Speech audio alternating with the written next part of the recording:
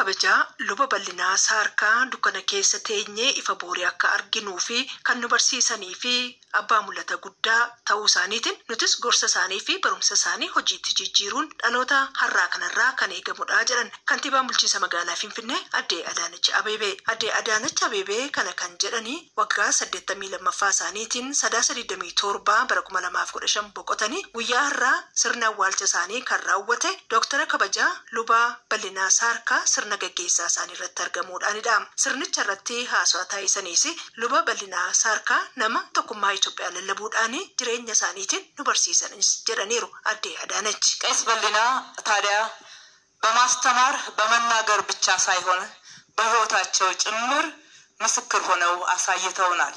luba bal'inaan nama barsiisuunii fi lallabuu qofa osoo hin taane jireenya isaanii nu barsiisaa dhugaaf nama jiraatanii darbanidha. ራሳቸው ያው ምስክር ሆነው አሳይተውናል። luba bal'inaa saarkaa nuti dukkana keessa teenyee ifa boorii akka arginu nama nu akeekanidhas jedhanii jiru. ለኢትዮጵያ አንድነት ለሀገራቸው ትልቅ ፍቅር ያላቸው አባት እንደሆኑ ማየት ችለናል። nama jaalala biyyaa qaban tokkummaa biyyaaf hojjetanidha.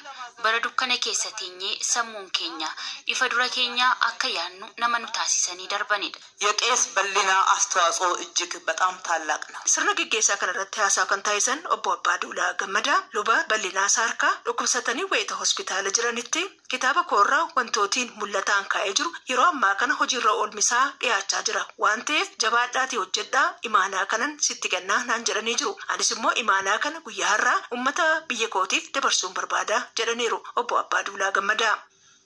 hospitaal ሆነው አገኘዋቸውና hospitaalatti wal'aanamaa wayita jiraniin isaan argadhe gara waaqa isaanii deemuu fi yeroo guyyoonni 3 yookaan 4 isaan hafutti jechuudha. harka isaanii qabadheetan mul'anni waaqayyo karaa keessan dubbate raawwatamuu isaa osoo hin mirkaneeffatin deemtuu jedheen gaafadhe. deemuun qabdaniin jedheen isaan garuu harka koona qabaniitu mul'atichi raawwatamaa jira. yerichi keessa jirrus yeroo dhiphinnii fi ce'umsi itti raawwatamuudha naan jedhan. dhugumattuu ce'umsarra jirra.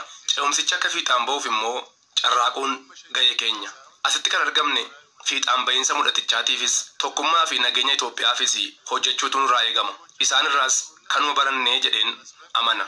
መስራት መጣር ይኖርብናል ከሳቸውም ይሄን መማር ይኖርብናል ብዬ አምናለሁ። Dooktara kabajaa luba bal'inaa saarkaa tajaajila wangeelaa isaaniitti dabaluudhaan uummattoota biyya keenyaatiif tokkummaadhaa fi waliin jiraachuu waliin guddachuu barsiisaa kan turan ta'uu isaanii bakka buutonni dhaabbilee amantaa garaagaraa sirna gaggeessaa kanarratti argaman yaada isaanii kaasanii jiru. Dooktara kabajaa luba bal'inaa saarkaa Wallagga Lixaa Boojii Birmajii aanaa uumamaa Hinaa jedhamutti bara 1933 dhalatanii jiru. bara jiraatan keessattis barsiiftummaadhaan bara 1954 irraa kaasee amma bara 1965 hojii barsiiftummaadhaan kan tajaajilan yommuu ta'u ittaansuudhaan dhaabbilee barumsaa olaanaa teoloojii seenuudhaan barumsa teoloojii barachuudhaan tajaajila hafuuraa kennaa turanii jiru. tajaajila hafuuraa kennan cinattis kitaaba bara ol ka'uu Itoophiyaadhaaf kitaaba jedhu maxxansuus danda'anii jiru. haati warraa Dooktara kabajaa luba bal'inaa saarkaa Aadde Baaccuu Itaa sirna kana fakkaatu Dooktara kabajaa luba bal'inaa saarkaaf qopheessuu keessaniif uummata Itoophiyaa hundaaf galatan dhiyeessu jedhanii jiru. eebbisuu አመሰግናለሁ ጌታ ይባርካችሁ አደነ ዳበዴ ሲንገለቴፈቹን ከነገይሙ ጎፍታ ኢየሱስ አውፋቱ ዋቀዩ ሲና ኤብሱ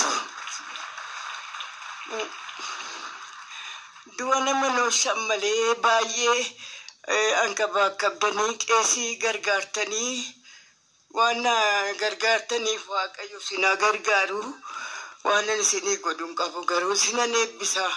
waggaa 82ffaa isaaniitiin guyyaa har'aa sirni gaggeessaa isaanii kan raawwate Dooktara kabajaa luba bal'inaa saarkaa mana amantaa Pheexroos Phaawulos jedhamutti sirni awwaalchaa isaanii kan raawwatame luba bal'inaa saarkaa haadha warraa isaanii Aadde Baaccuu Itaa waliin waggootii dheeraadhaaf kan jiraatanii fi kana keessattis ijoollee 8 kan horatan ta'uu isaanii seenaa isaanii irraa hubachuun danda'ameera.